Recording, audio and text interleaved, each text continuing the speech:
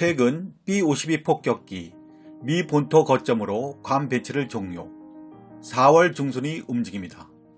B-52는 핵탄두 미사일 등 여러 종류의 미사일 및 재래식 폭탄과 관성 유도 폭탄을 적재할 수 있는 대형 전략 폭격기.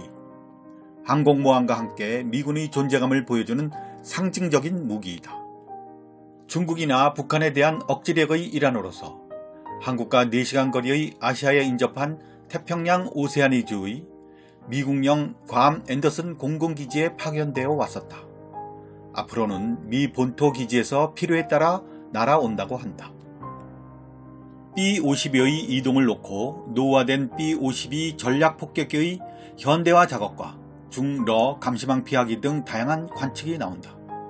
일각에서는 교착 국면에 있는 북미 비핵화 협상, 조기 재개 유도와 방위비 분담금 협상 전략이라는 분석도 내놓고 있다. 미 측 발표는 보다 기동적으로 운용하기 위해 B-52를 본토로 이동시켰다고 했다. 하지만 실태는 중국의 압력에 밀려난 것에 가깝다. 중국의 미사일 능력이 향상되고 괌도 안정권에서 사라졌다고 거듭 지적되었었다. 4월 초순의 다른 보도에 따르면 미군의 인도태평양 군사령관이 미 의회 보고서를 통해 첫째, 괌의 방공 미사일 방어체제 강화, 둘째, 오키나와에서 대만, 필리핀을 잇는 제1열도선의 지상발사형 미사일 배치 등을 요구했다고 한다. 요점은 괌은 이제 위험하기 때문에 중국에 밀리지 않는 미사일을 배치하라는 것. 미군의 예산 확보 의도도 있겠지만 미국에서 강구되는 대중국 전략의 방향은 보여진다. 이러한 미군의 전략 재검토에 그것을 이용하려는 움직임이 일본 내에 있다. 현내 지역으로부터 미군 기지 철수를 바라는 오키나와현이 미군 기지의 정리 축소를 모색하기 위해서 마련한 전문가 회의가 3월 말에 낸 제언서이다. 중국의 미사일 능력 향상으로 괌보다 지리적으로 가까운 오키나와의 미군 기지들은 그 취약성이 증가돼 오키나와에 주둔하고 있는 미군 주축의 해병대도 새로운 작전 구상을 정리해가고 있다. 즉, 미 해병대는 해군과의 연계를 더욱 중시하고 분산 소규모화된 조직으로 바뀌면서 항공 및 미사일 공격의 거점을 외딴섬 등에 확보하는 것이 주요 목표가 될 것으로 알려졌다. 그래서 오키나와의 전문가 회의는 제안했다. 미 해병대나 그 훈련을 일본 본토의 자위대 기지나 아시아 태평양 각지로 분산시키는 것이 이치에 맞기 때문에 오키나와를 벗어나 일본 전체에서 논의해야 한다고. 그런데 현재 상태로서는 일본 본토의 지자체나 주민들에게 있어서 미 해병대의 수락은 용이하지 않을 것이다. 게다가 미 해병대가 오키나와현 외로 이전을 할 수 없는 것이 정치적 이유라고 일본 정부 요인이 말해온 것은 더 큰 장애물이다. 또한 미군 전략의 변화는 새로운 부담을 가져올 가능성도 있다. 오키나와 지역신문 류큐 신보의 사설은 미군 해병대가 오키나와현 외로 분산되더라도 공격형 미사일이 대신 배치된다면 본전도 못 찾는 일이다고 썼다. 가고시마현의 아마미 섬에서 오키나와현의 미야코섬, 이시가키 섬에 걸쳐 육상 자위대 배치가 진행되고 미사일 부대도 신설되었다. 미군 내에는 이 난사이 제도에 중국에 대항할 중거리 미사일 배치를 요구하는 소리도 있다. 중국 전국인민대표대회가 개막돼 금년도 국방 예산안이 공표되었다.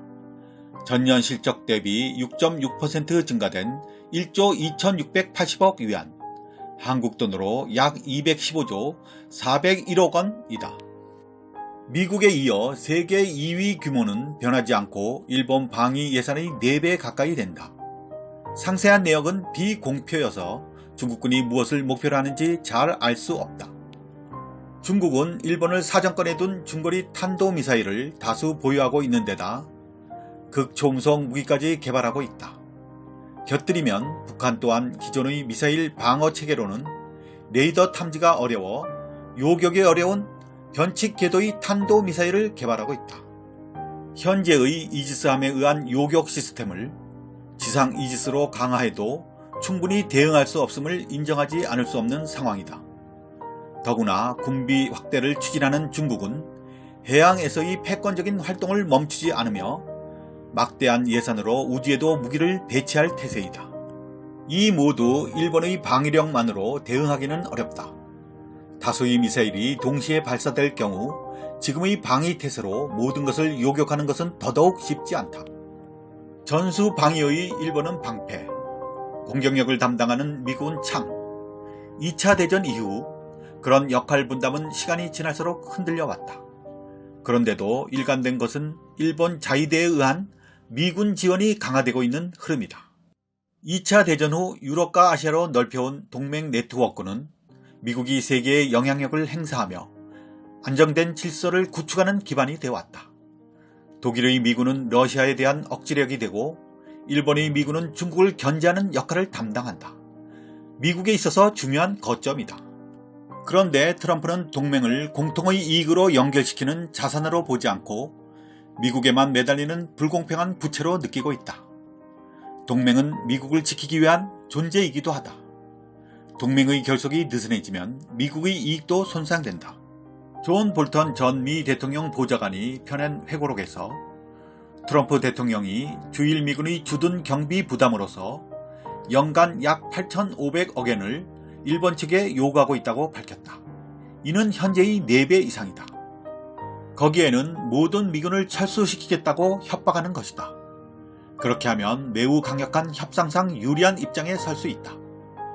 북한의 미사일 실험에 의해 돈을 요구할 좋은 타이밍이다고 말했다 한다. 이게 사실이라면 아시아 태평양 지역의 평화와 안정의 이념 등은 조금 더 없어 보인다. 트럼프 씨에게 미일 안보도 거액의 돈을 끌어내는 딜의 재료에 불과한 것이다. 첨언하자면 한국도 앞으로 더 험난한 지혜가 요구되겠죠. 이상 그레코마녀이었습니다. 구독과 좋아요는 큰 힘이 됩니다.